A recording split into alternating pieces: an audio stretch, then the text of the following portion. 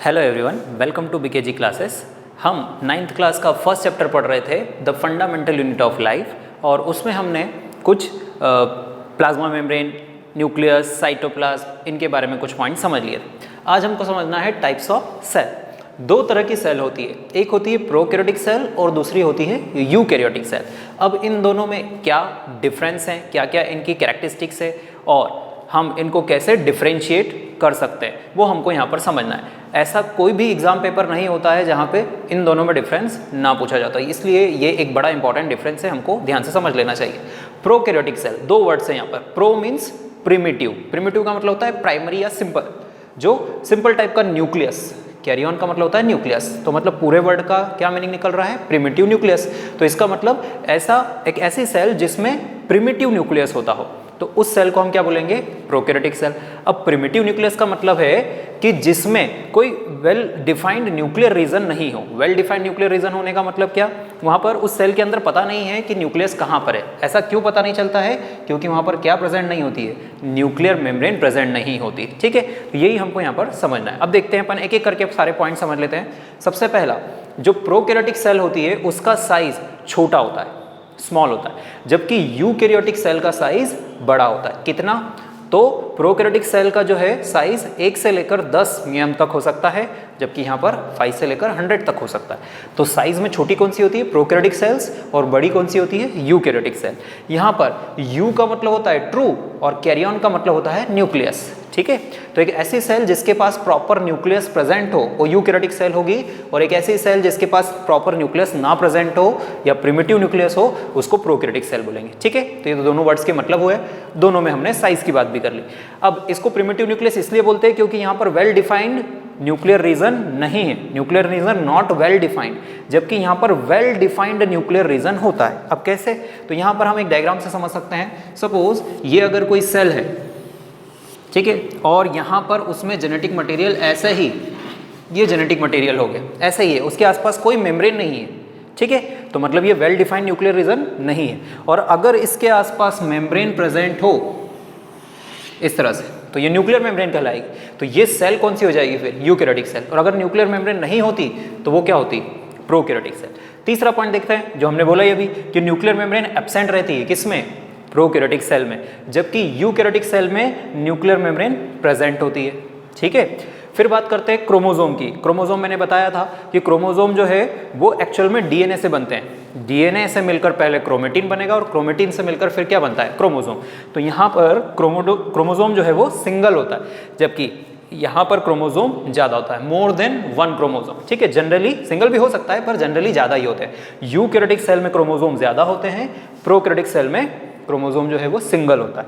ठीक है, next point, prokaryotic cell में यहाँ पर membrane bound cell organelles absent होते हैं।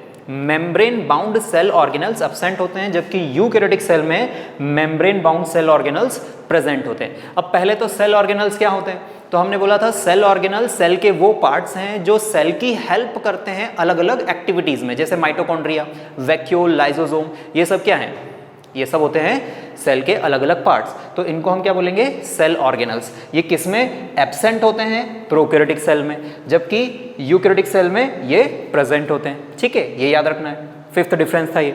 नेक्स्ट डिफरेंस आता है प्रोकैरियोटिक सेल में, जो प्रोकैरियोट्स होते हैं वो जो है ऑलवेज यूनिसेलर होते हैं, वो हमेशा सिंगल सेल वाले ही होते हैं। लेकिन यूकैरियोटिक सेल जो है वो जनरली कैसे होते हैं? Multi cellular. कुछ केसेस में कुछ ऑर्गेनिज्म यूकैरियोटिक होने के बाद भी क्या है? यूनिसेलर हैं। ठीक है, लेकिन ज्यादातर कैसे? Multi cellular. लेकिन यहाँ क्या है प्रोकैरियोटिक सेल में? यहाँ पर हमेशा ऑर्गेनिजम्स क्या होते हैं? यूनिसेलर, जैसे कि बैक्टीरिया। प्रोकैरियोटिक सेल का एग्जांपल हमसे अगर पूछ लिया जाए तो हम क्या बोल देंगे? बैक्टीरिया। जबकि यूकैरियोटिक सेल का एग्जांपल हम क्या बोल सकते हैं? तो ह्यूमन बीइंग की सेल, प्लांट की सेल, फंगस की सेल, ये सब कैसी है?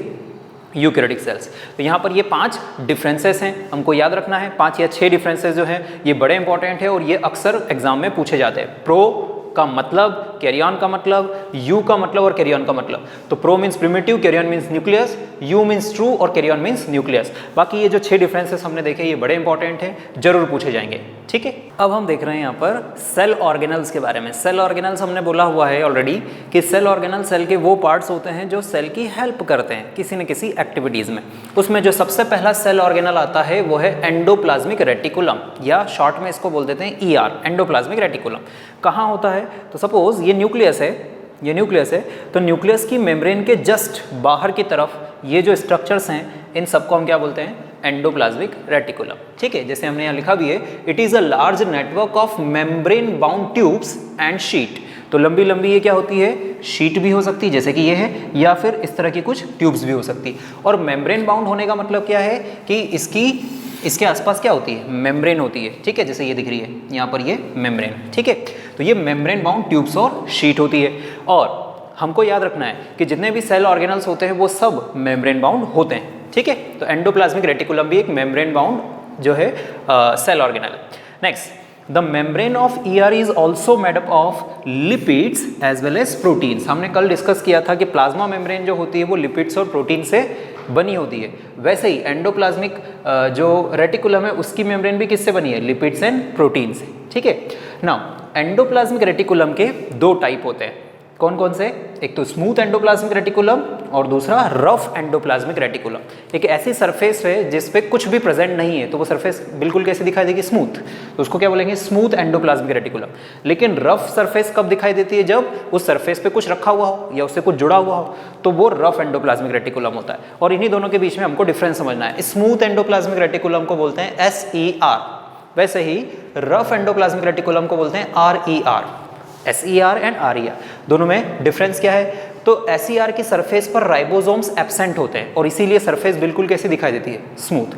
अब वो राइबोसोम्स क्या है? तो राइबोसोम्स छोटे छोटे पार्टिकल्स होते हैं, या यूँ बोल सकते हैं छोटी छोटी बॉडीज होती है जो एंडोप्लाज्मिक रेटिकुलम की सरफेस पर प्रेजेंट होती है। लेकिन कौन से वाले पे? रफ की। यहाँ लिखा है अपन ने ribosomes are present on their surface. तो एक ऐसा एंडोप्लाज्मिक रेटिकुलम जिसकी सरफेस पे राइबोसोम प्रेजेंट होंगे तो सरफेस कैसी हो जाएगी? रफ। तो इसलिए इसको क्या बोलेंगे? Rough endoplasmic reticulum. और जिसकी सरफेस पर नहीं हो प्रेजेंट राइबोसोम उसको क्या बोलेंगे? Smooth endoplasmic reticulum. ये पहला डिफरेंस।